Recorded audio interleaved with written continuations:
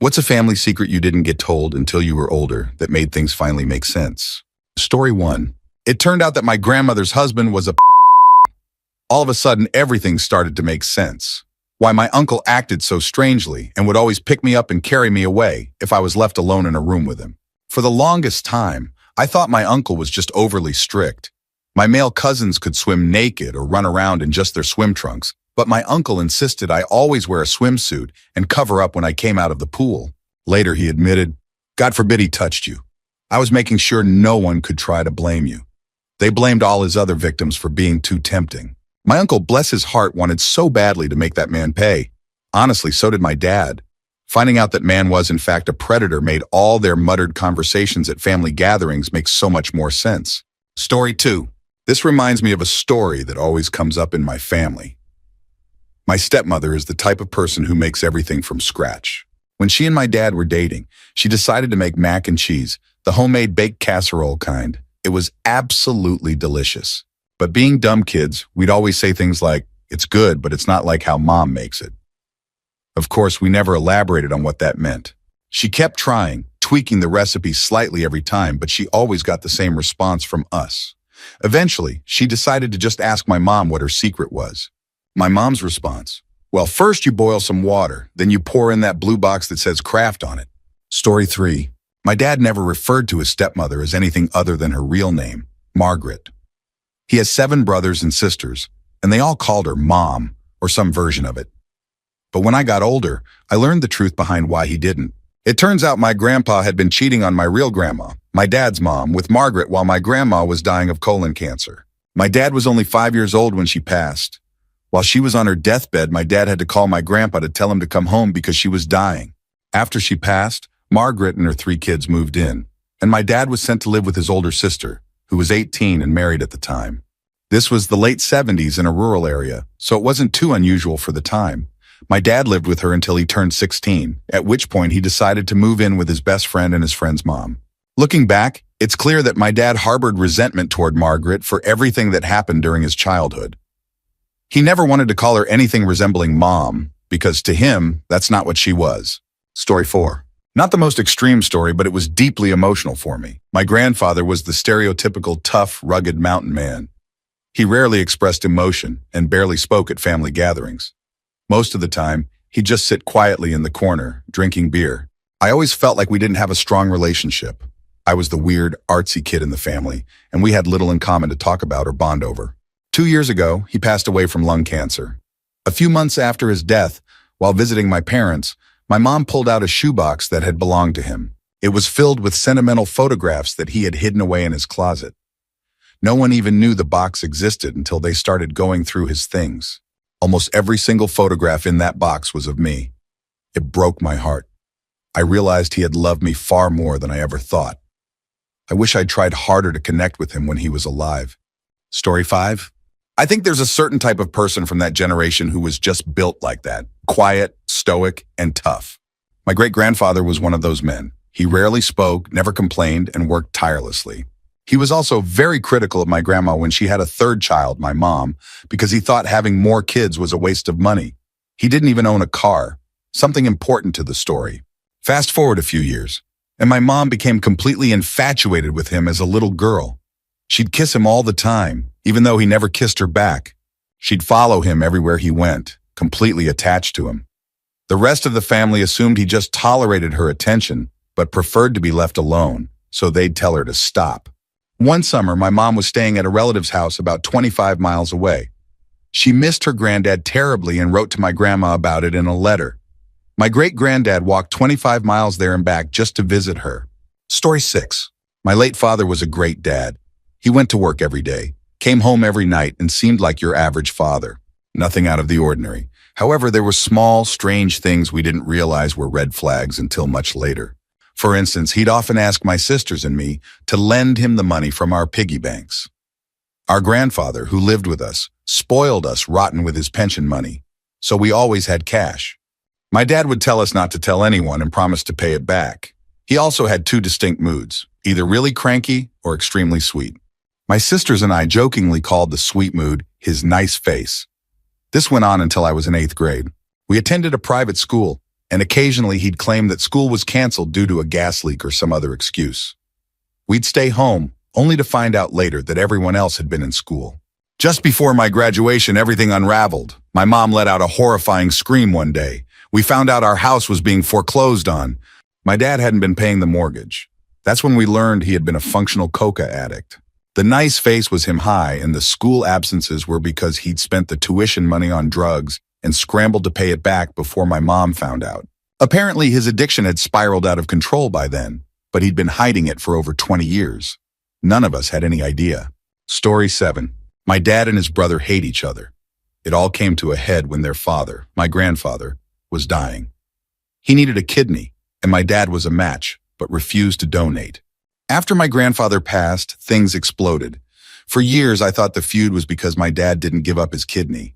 My dad has always been a heavy drinker, and his refusal to donate led to accusations of selfishness. After the funeral, my uncle caused a massive scene when we went to collect my grandfather's belongings. I tried to break it up and talk to my uncle, but I didn't get anywhere. Last year, I finally learned the full story. My uncle, who loves to play the victim, was actually hiding his own mess. He's been married 6 times, though he lied to his current wife, who thinks she's the 3rd. He's also a serial cheater. During my grandfather's numerous hospital stays, my uncle would claim he was visiting him. In reality, he was sleeping with a nurse who was caring for my grandfather. At this time, he was married to his 6th wife and had a 10-year-old child. The fallout with my dad started when they were hanging out with my uncle's business partner. My dad got drunk and revealed all of my uncle's dirty secrets to this partner. The partner then made jokes about it around my uncle's wife, which caused major tension and led to their business partnership ending. My uncle went nuclear on my dad. My dad's response? If you're so upset, why do you keep doing this? And back off, or I'll tell your wife everything. All this time, the family drama wasn't really about the kidney. It was about my uncle trying to protect his secrets while painting my dad as the villain. Story 8. When my mom was in the hospital, I flew home to be with my family. One evening, my dad and I were drinking, and he started sharing family secrets like he was testing me to see how I'd react. He told me about an uncle who was molested, an estranged aunt who might have a different father, and then came the bombshell. He admitted he used to do coke. At first, I assumed he meant when he was younger, maybe in his 20s. I asked, "When did you stop?" He replied, "I think you were about 19.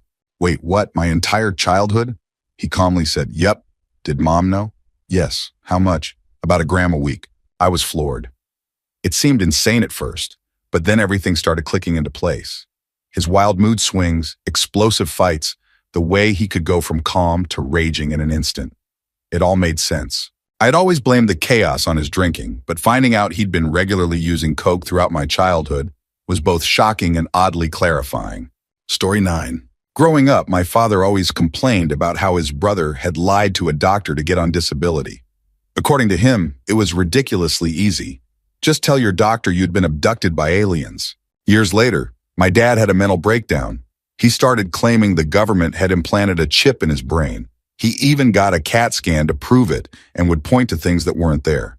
He was eventually diagnosed with schizophrenia and began receiving disability checks himself because he couldn't hold down a job. It's hard to get through a job interview when every conversation veers into the government trying to mess with me. As an adult, I found out mental illness runs in the family. My aunt mentioned this in passing, and suddenly it hit me. My uncle hadn't lied to his doctor. He was genuinely convinced he'd been abducted by aliens. He believed every word he told that doctor. Story 10. I have an uncle who is a hardcore alcoholic. He lived with my grandparents until they passed, and we all just thought he was an unmotivated loser. I also had another uncle, one who passed away long before I was born. He was hit by a car while running an errand for my grandparents. After my grandparents passed, my mom finally told me the truth. The alcoholic uncle had been asked to go to the store that day, but instead he bribed his little brother to go in his place. That decision cost his brother his life. Afterward, my grandmother, someone I had always admired deeply, told him, "Your brother would still be alive if you'd gone to the store like I asked." I can't even imagine the guilt he carried after that. Knowing this, it's no surprise he turned to alcohol to cope. As an adult, I've come to see him differently. He's actually a good man who just got dealt a devastating hand in life. Story 11. When I was a kid, my uncle always seemed to have something going on health-wise. But as a small child, the details were beyond me, and after a while, I just accepted that he was dealing with something. One day, he told me about a recent doctor's visit. Completely straight-faced, he said he had accidentally eaten some watermelon seeds and they'd sprouted in his stomach. He claimed the doctors had to remove them. Being 8 years old, I believed him entirely. From that day on, I was extra careful when eating watermelon, avoiding seeds at all costs. That was that, and I carried this belief with me until I was about 13. Suddenly, it just clicked. Holy crap, my uncle had cancer. It wasn't that my parents had hidden it from me. I guess they just never had an official moment to tell me. By the time I was a teenager, it was just common knowledge in the family. Thankfully, my uncle is now completely healthy. The cancer never came back, and to this day, he continues to troll me and my siblings with his ridiculous stories whenever he gets the chance. Story 12. As a retired cop, there are two specific triggers that unexpectedly send me into a PTSD spiral. 1. Pink Razor scooters. One of the worst days of my career involved a 4-year-old girl riding a pink Razor scooter. She was run over by a drunk neighbor. The scene was beyond horrific, and her family's reaction only made it harder. I won't describe the details, but it's an image I've never been able to erase. I forced myself to stay composed and do my job, but as soon as I was done, I couldn't stop throwing up. I had to leave home early that day, and the following week, the department organized a decompression meeting for everyone involved to help us process the trauma. To this day, whenever I see a pink Razor scooter, I immediately picture her and her family. The memories became even more intense when my daughter was born. When she hit the same age as that little girl, the flashbacks got worse. One day, my wife casually suggested we buy a pink Razor scooter for our daughter. I snapped at her, harder than I should have. She didn't understand at first, but when I explained, she got it. Second, jeans on the floor or hanging. During my time in special units, I frequently handled gang-related homicides. For some reason, I always ended up being the one to book the victim's clothes into the drying locker to let the blood dry before sealing them as evidence. Now, whenever I see blue jeans on the floor or hanging somewhere, I get a flashback to those blood-stained jeans. It's tied to my family life, too. If I see my daughter's jeans on the floor, I instinctively pick them up without thinking. It's like a reflex. These are just the two biggest triggers, though there are others. What's strange is that these feelings didn't start surfacing until after I retired. It's like the walls I had built to cope finally came down, and everything hit me at once. Story 13. I found out that my mom was born from an affair. My grandma got pregnant for the first time at 16 and again at 17, giving birth to my two aunts. She had gotten married just a week after her 16th birthday. When she was 21, she had an affair with a very wealthy man. And that's how my mom came to be. It always struck me as odd that my aunts were tall, blonde, and level-headed, while my mom was short, brunette, and, well, a little chaotic. After the affair, my grandma divorced her husband about a year later. The wealthy man my grandma had an affair with was married too and had a child with his wife, who was just as eccentric as my mom. That's how I found out I had an aunt named Stevie that no one ever mentioned before. Here's the kicker. After my grandma's divorce, when my mom was around 7, the rich man's wife literally smashed through my grandma's front window to demand that she buy my mom from her. She didn't just knock on the door or argue in the yard. She burst through a sheet of glass. Looking back, this story explains a lot. It's clear why I'm so different from my aunts and why I never quite fit in with my supposed grandpa's side of the family. Story 14. When I was a kid, my dad used to run a plant nursery, and as I later found out, he also grew weed there. It all started to make sense in hindsight. There was an opaque tarp covering the back half of Greenhouse 5, and my parents were adamant that my brother and I never go back there. They didn't even try to explain why.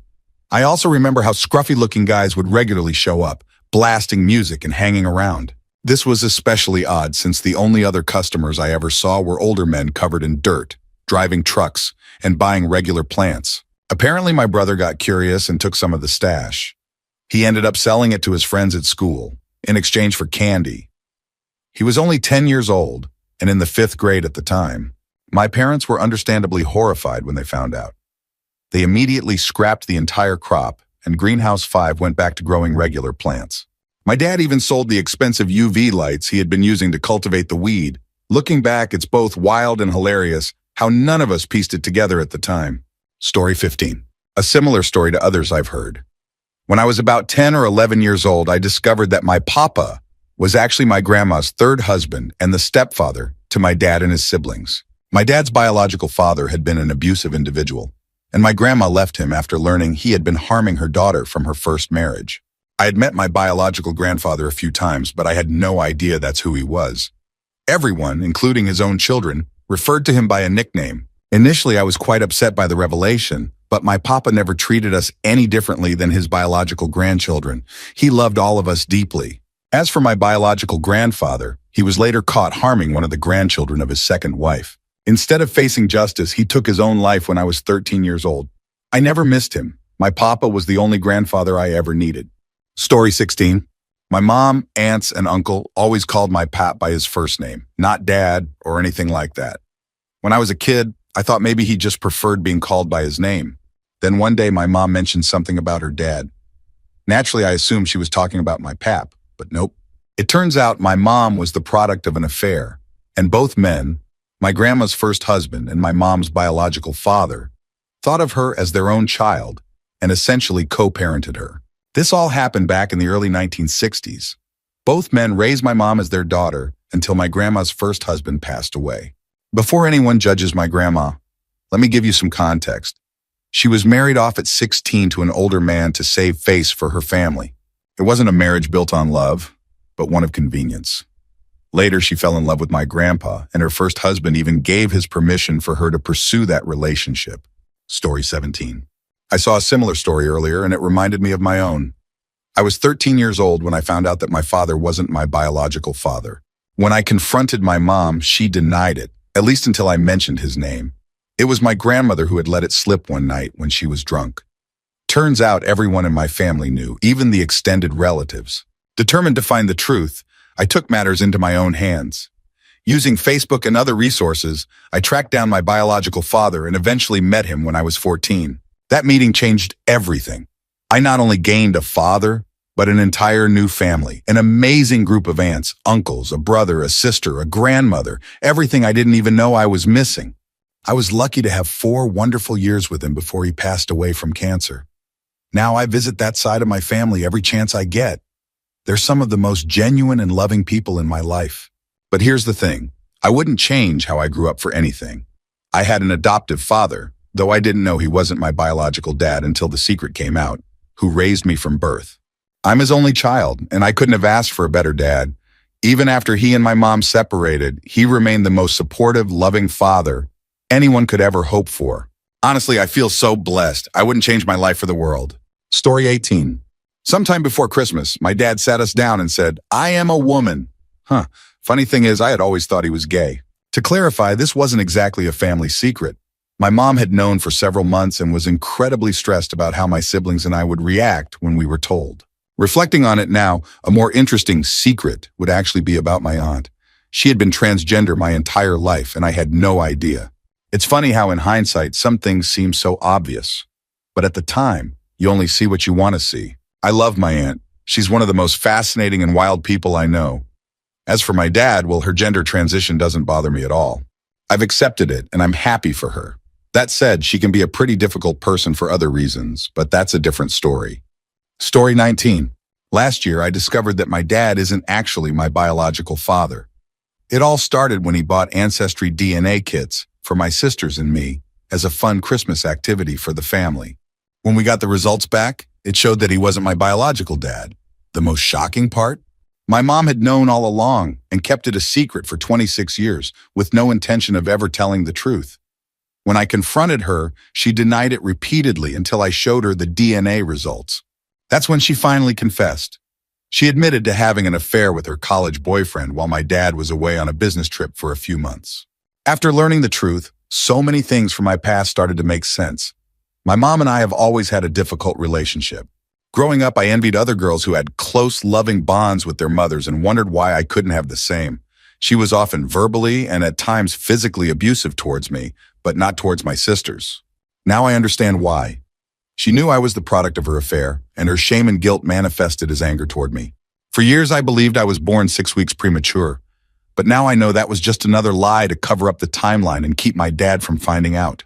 On top of that, she had another affair when I was 10 with my soccer coach, which eventually led to my parents' divorce later that year. To make it worse, she blamed me for it. All her wrongdoings were somehow my fault in her eyes. And now it's clear that her behavior stemmed from her own guilt and issues. Today, I'm no longer on speaking terms with her, nor do I have much interest in meeting my biological father, at least not yet. Maybe someday, but I'm not ready for that step. What truly matters is my relationship with my dad, which has never been better. He's the only father I've ever known, and that's all I care about. Story 20. I'm a little late to the party, and my story has two parts. When I was 5, my parents told me I was adopted. At that age, I took it pretty well. I was a tough kid and coped with the news, though I'm glad they told me then rather than waiting until I was older. However, they didn't tell me why I was adopted at the time. It wasn't until later that I learned the reasons, and they were pretty significant. My mother is a carrier of muscular dystrophy.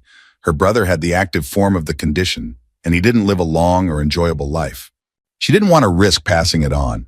My mother had a hysterectomy at a very young age, somewhere in her late teens or early 20s.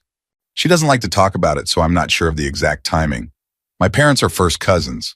I didn't find this out right away, but it explains a lot. They're the black sheep of the family because of it, and it turns out that's the main reason why no one in the family approves of them. Story 21. When I was 17, I had an encounter with a creepy uncle who had always made everyone feel uncomfortable. He was more annoying than anything else, but I never liked him. One day he asked for a handshake, then locked his hand over mine and said, "Aren't you going to kiss your uncle's hand?" He tried to pull his hand toward my face. I freaked out and told him I'd beat him up if he didn't let go. It sounded much cooler in Portuguese. When he refused, I overpowered him and managed to land a couple of kicks before my dad arrived. At first, I thought I might have gone too far. But when I told my dad what he said, my dad started beating the crap out of him. Later, I learned that my uncle was indeed a S-predator. Story 22. I was an only child, born to my mother at 40 and my father at 50. They got together later in life, and my mother always told me that my father hadn't wanted her to get pregnant. He was worried that her age would make the pregnancy risky for both her and the baby. After my father passed away at 95, I took my mother to the Social Security office to handle paperwork. One of the questions they asked was whether there were any other potential beneficiaries of my father's benefits, like other children or ex-wives. Being an only child, I immediately answered, no. But my mother hesitated and said, that's not exactly correct. It was then, at 45 years old, standing in the Social Security office, that I learned my father had been married before. In his 20s, he had a wife and child, but tragically both mother and baby died during childbirth. It explained so much. Why my parents waited so long to have children and why my father had been hesitant to try again. Story 23. My mother has had a rough past. She was kicked out of her house at 16 and got pregnant at 18. She decided to keep the baby, my half-brother, after having several abortions before. His father committed suicide. My mom was the one who found him, leaving her to care for my brother alone. For 3 months, my brother lived with his grandparents, his dad's parents, while my mom tried to get her life back on track. Eventually, she did. She met my dad, and later they had my sisters and me. My grandmother, my mom's mom, moved in with us when I was young. She was only supposed to stay for 3 months, but ended up staying for 10 years.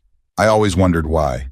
Later, I found out it was because my mother didn't want to throw her out on the streets the way my grandmother had done to her. Unfortunately, this caused a lot of tension in our family. My brother moved out when my grandmother moved in because he resented her for not supporting him or my mom during their hardest times. Additional story.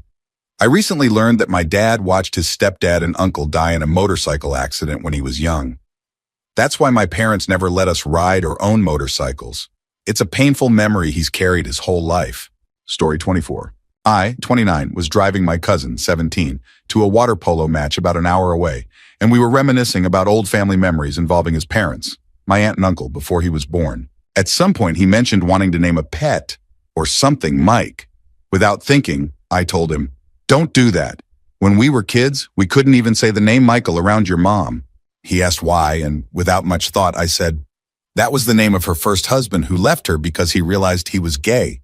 My cousin was completely shocked and said, what are you talking about? My mom was never married to anyone other than my dad. Realizing my mistake, I backtracked and said, oh, you're right. It was just a past boyfriend of hers.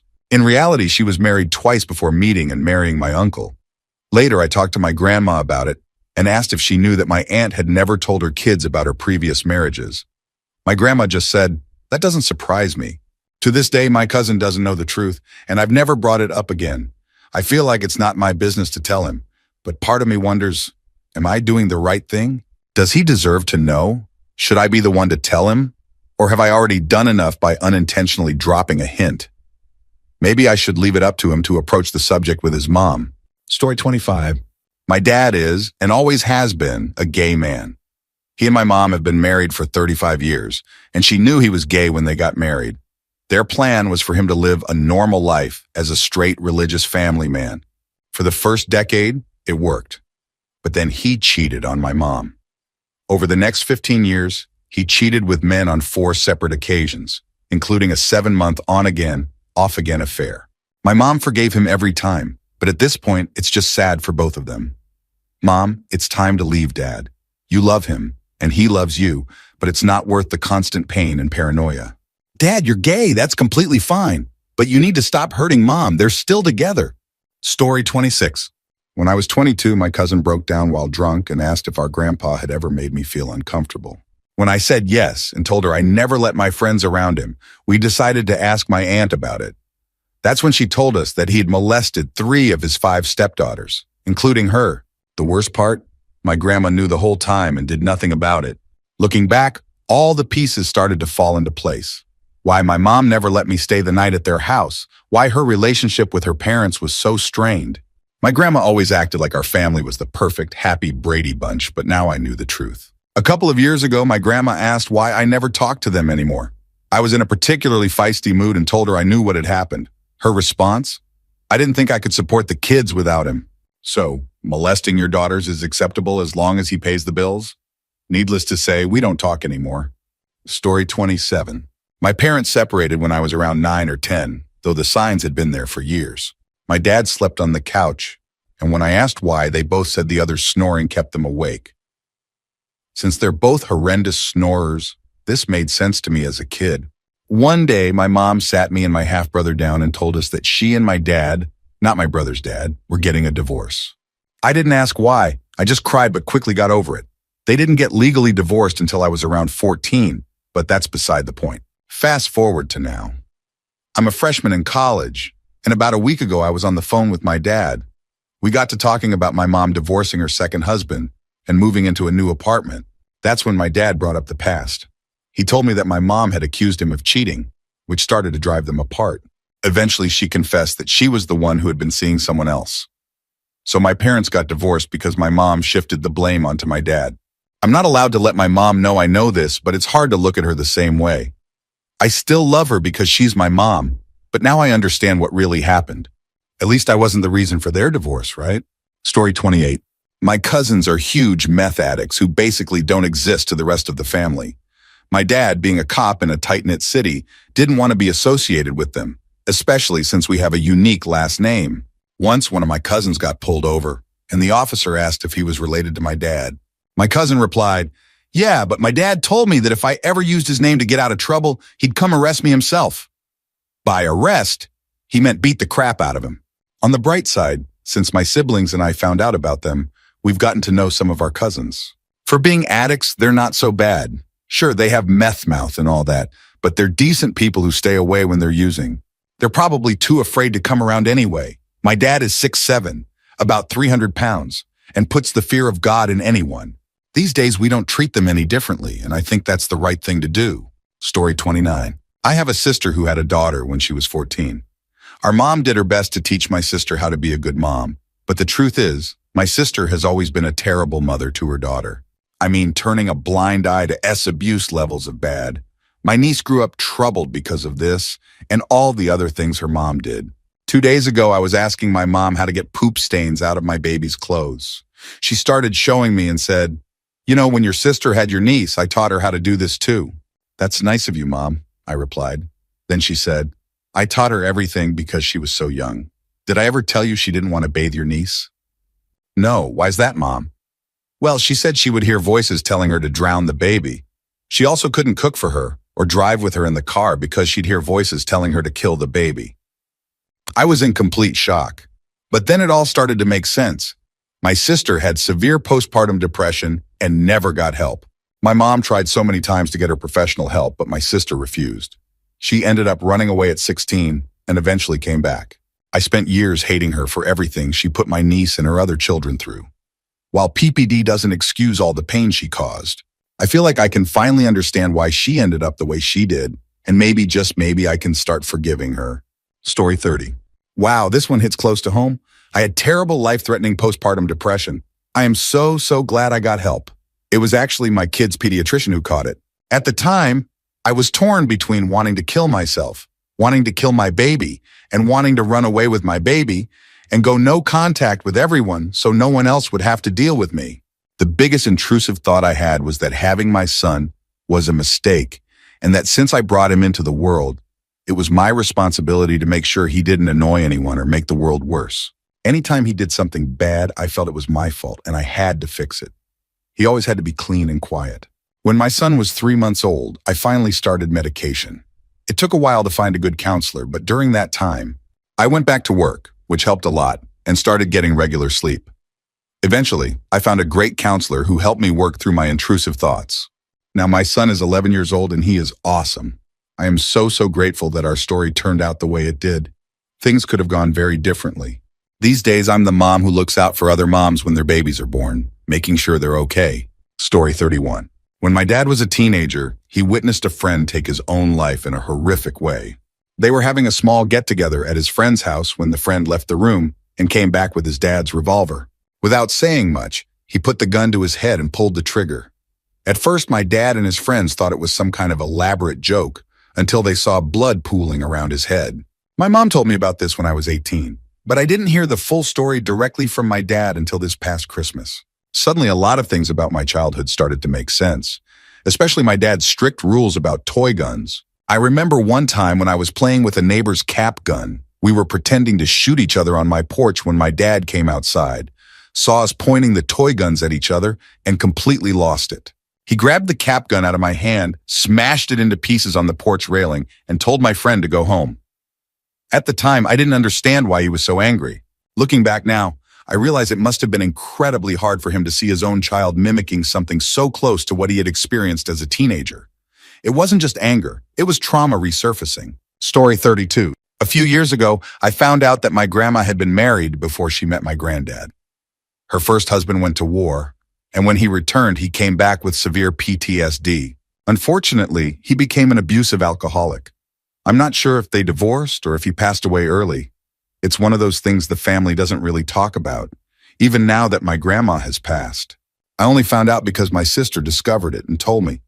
I never actually met my granddad because he passed away 4 years before I was born. But when I was 1 year old, my grandma remarried, and I grew up knowing her third husband as my step-grandfather.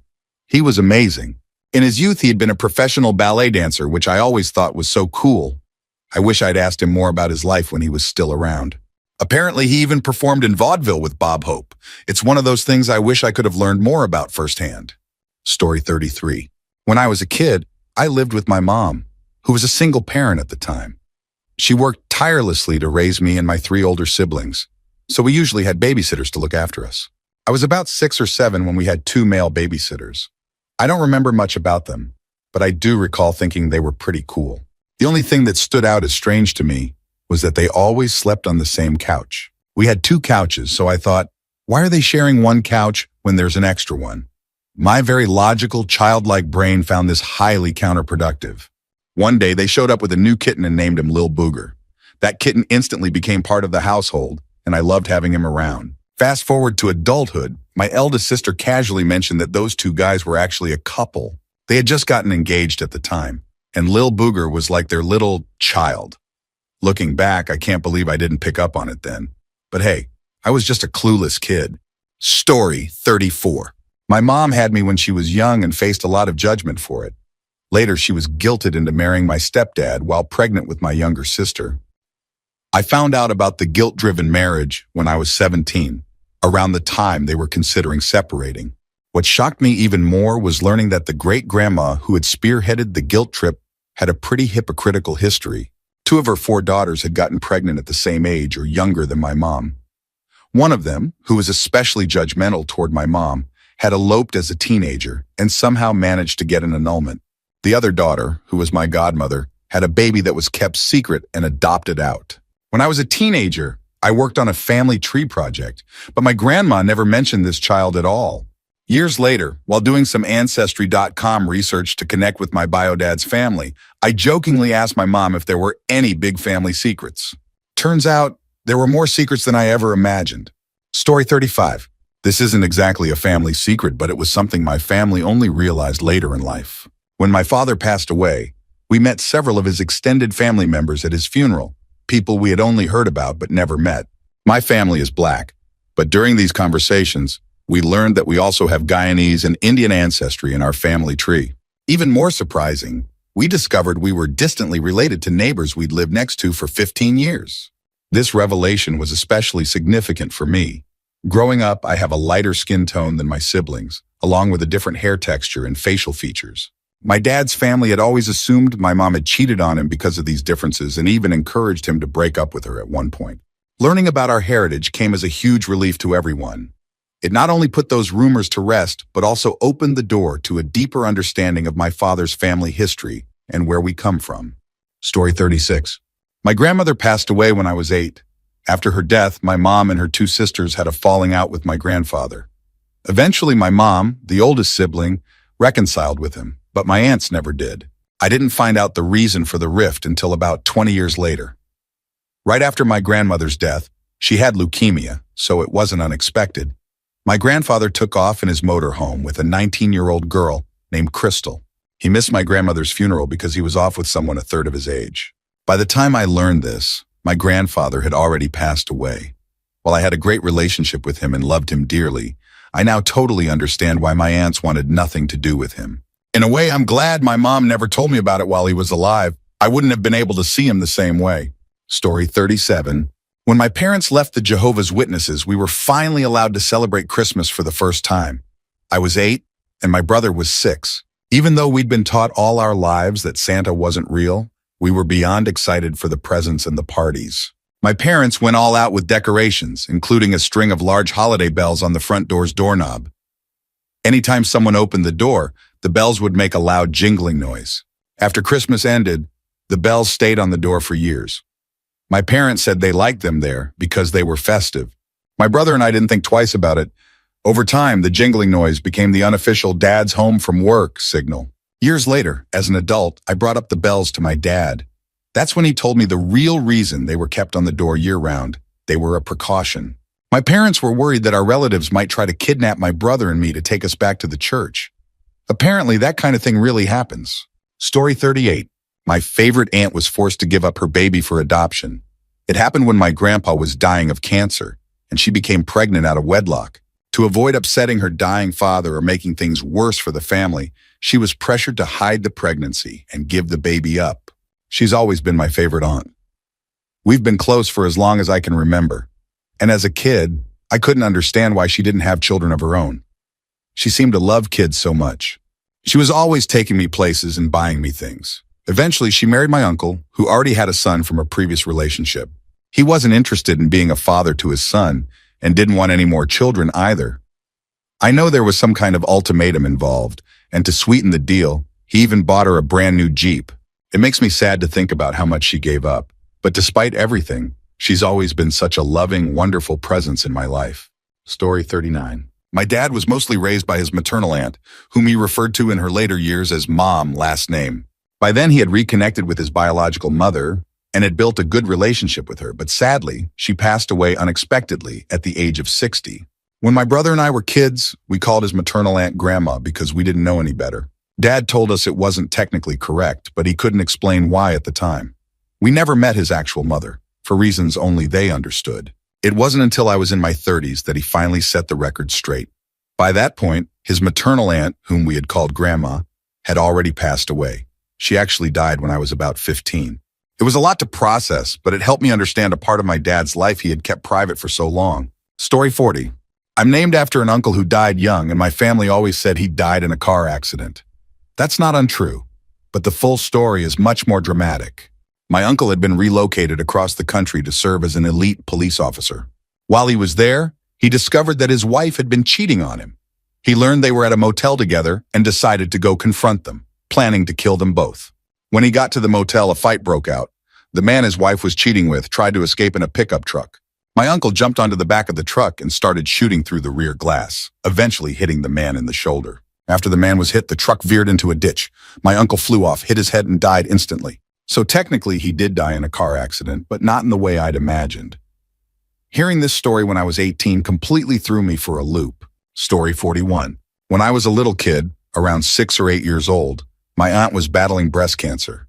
She eventually had a mastectomy, and I remember her being very sick from chemo. I also remember hearing my family talk about how she might not be able to have children before she passed away. One vivid memory from that time sticks out to me. We went to visit her house and I decided to sneak into her room, somewhere I wasn't normally allowed. While exploring, I came across a wig head with what I thought was her actual hair on it. I freaked out and started crying because, in my mind, her hair could come off. But that wasn't even the worst part. I opened a drawer and found boobs in it. I was horrified. Her hair came off and now her boobs could too? My little brain didn't know how to handle this, and I thought she must be some kind of cyborg with detachable parts. Looking back now, I realized those boobs were likely prosthetic inserts for her bra, and the wig was just one of many she had after losing her hair to chemo. Story 42. I finally have a decent story for Reddit. No one who has ever met my parents can understand how they were ever married. They are so completely different and incompatible. They absolutely hate each other now, but they were married for almost 20 years and had 2 kids. Here's the twist. My dad was my mom's stalker when he was a med student. After my grandfather passed away, my mom became desperate to get married because she was approaching spinster age for that era. One night, over a bottle of Chianti, my grandma and mom sat down and chose a husband for her. They decided on my dad despite my mom strongly disliking him, for obvious reasons. Apparently, having a medical degree trumped his creepy behavior. As for how they lasted 18 years, Catholic denial is a hell of a drug. Story 43. My uncle had a roommate who came to all our family gatherings. We all used his last name as his nickname. He was so nice to us kids. He played Santa and felt like an uncle, even though he technically wasn't one. When he passed away from a brain tumor, my uncle was devastated. As kids, we didn't understand why. When I was younger, my uncle, his roommate, my mom, my aunt, and I would take car rides through downtown Montreal. We'd always stop at the Village for donuts or poutine. Back then, I didn't realize that the Village was the Village, a prominent LGBTQ+ neighborhood. It wasn't until I moved to Montreal at 18 to study that I pieced it all together. His roommate was actually his boyfriend, and my uncle was gay.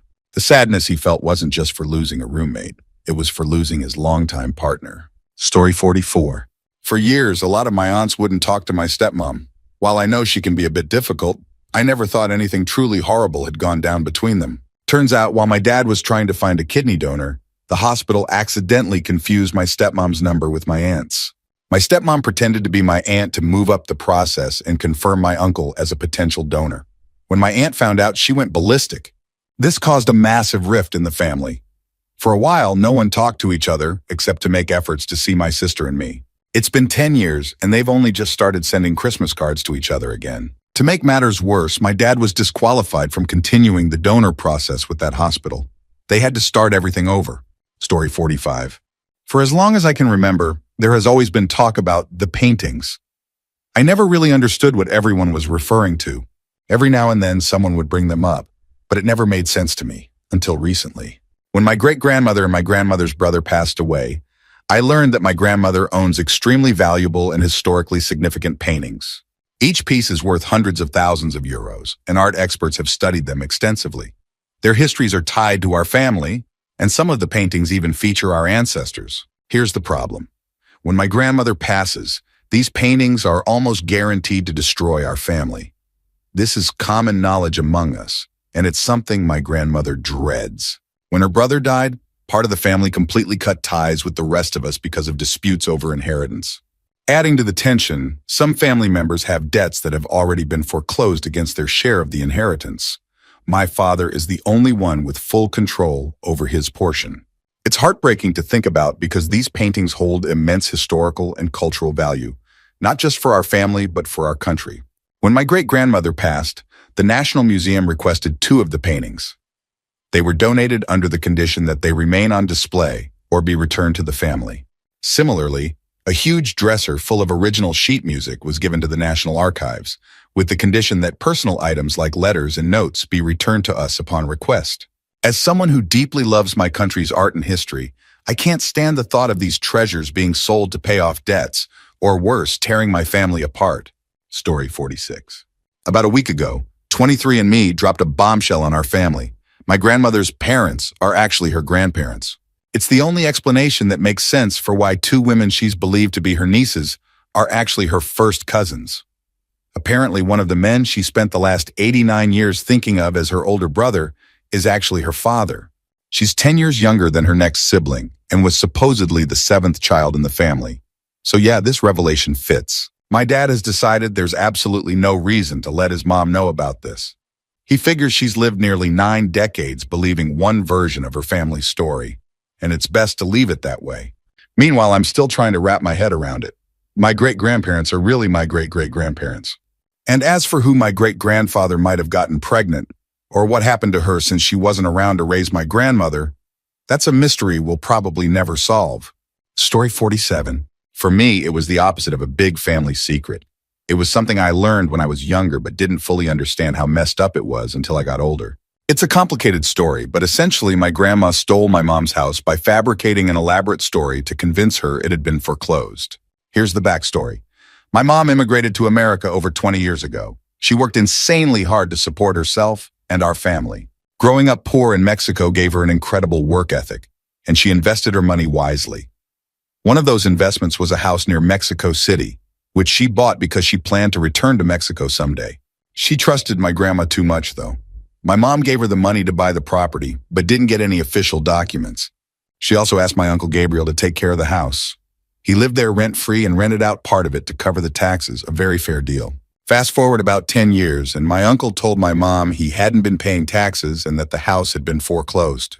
My mom was devastated. She stopped talking to him over it, which was even harder because he passed away not long after. She felt immense guilt for cutting ties with him over the house. A year or so later, my sister and I visited Mexico for the summer and stayed with my grandma. While we were there, we stayed in a house she told us not to mention to my mom. She said my mom thought she was living in the house she grew up in. I didn't question it at the time because, well, it was my grandma. Who doesn't trust their grandma? Years later, my sister and I were reminiscing about that trip. We started piecing things together, especially after my other grandma once commented, "Isn't it strange that the house your mom lost is in the same location as the house your grandma currently lives in?" It all clicked. My grandma had lied and essentially stolen my mom's house. There are so many other details that add to this story, but the gist is, my grandma betrayed my mom in one of the worst ways possible. My mom doesn't know the full truth to this day, and I can't imagine how she'd feel if she ever found out. Story 48. My cousin isn't actually my aunt's biological child, but that's not even the craziest part. My cousin has distinctly Hispanic features, darker skin, blackish-brown hair, and my family is German, Irish, with red or blonde hair, blue or green eyes, and freckles. It was pretty obvious he didn't look like the rest of us. As kids, we just assumed my aunt had cheated on my uncle. People do that sometimes, and it wasn't a huge deal to us. But about 5 years ago, my mom told me the real story. My aunt didn't cheat. Instead, all the adults are convinced the hospital mixed up the babies. Here's the wild part. My cousin was born on the same day as another little boy at the same hospital. Both mothers gave their sons the same first and middle names, and their last names were very similar. For example, this isn't their real name, but to give you an idea, our family's last name is Gomer, and theirs was Gomez. This was in the late 1970s, so record-keeping wasn't great, and the similarities likely caused the mix-up. It also explains why my uncle never left my aunt. If it had been an affair, he probably would have, but they've always had a wonderful relationship. As a kid, I used to think, why isn't he mad? Now I know. It's because he didn't think she cheated. Story 49. My dad recently came out as a transgender woman and has decided to begin the transition. In some ways, this news has made certain things harder to understand, but it also explains so many small details I overlooked growing up. For example, my dad would shave his legs and say it was just to try something new. He always attended LGBTQ+ events, which I just thought was because he was super progressive and supportive. And every Thursday, he went to knitting club and would often come back with feminine items. My brother thought he was cheating, but I just thought it was cool that my dad challenged gender norms as a male knitter. When I learned the truth, I'll admit I felt a little disappointed at first. I had always admired how he seemed to push boundaries in such a unique way. My parents kept this a secret for so long because my brother and I attended Catholic school from kindergarten through 12th grade. They were worried about how other parents and kids might react if they found out. Now that I know, I'm working on fully understanding and supporting my dad. Story 50.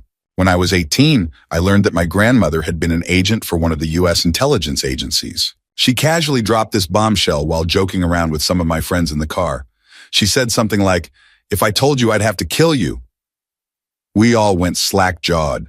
Apparently, she'd been a courier during her time as an agent, and she even had a specially trained small animal that could return to base if she was compromised. She had to wait until her work was declassified to talk about it, which happened around that time. This revelation completely blew my mind, but also explained some things. For example, certain people called her by a completely different name than the one I knew her by. Her name might have been Mary, not her real name, but a very select group of people always called her Beth, also not her real name. It's wild to think that my sweet, unassuming grandmother lived such a secretive and dangerous life before she became, well, Grandma. Story 51. I always knew I was adopted, but no one ever told me who my birth family was. As a young, imaginative child, I'd create elaborate stories about my real parents being royalty or living some grand, mysterious life. When I started asking questions, my parents would either change the subject or claim they didn't know who my birth parents were. By the time I was 13, it was clear they were hiding something. I eventually had an emotional breakdown and confronted my dad, telling him I knew they were lying and begging to know the truth. Finally, my dad sat me down and told me I was ready. He revealed that my biological mother was actually his sister. She was just barely 16 when she had me. Since my mom, his wife, had already had 4 children and undergone a hysterectomy, they couldn't have any more kids together. So, when his teenage sister gave birth prematurely to a baby she couldn't care for, they stepped in and took custody. Looking back, I'm incredibly thankful they did. Even before I knew she was my biological mother, I couldn't stand her. She's unintelligent, obnoxious, and my half-siblings turned out terribly. Thanks to my parents, I had access to a good education and a relatively healthy family life, so much better than what it could have been. Story 52. I learned that my grandmother was sold to my grandfather when she was just 14 years old. He was a terrible man, well into his 50s at the time, and she was his 3rd wife. His first 2 wives had died because he refused to care for them when they got sick. He treated my grandma and their kids just as poorly. He didn't care for any of them. Eventually, he died when he was run over by a truck. To this day, my grandma laughs about it. Unfortunately, his death left her as a very young widow with 7 kids to raise on her own. My grandma's favoritism toward my dad now makes sense. He was born prematurely with health issues, and my grandpa wanted to get rid of him rather than care for him. My grandma refused and nursed him back to health, and he grew up just fine. Both my dad and my grandma still laugh about my grandpa's death. At almost 90 years old, my grandma is the toughest person I know.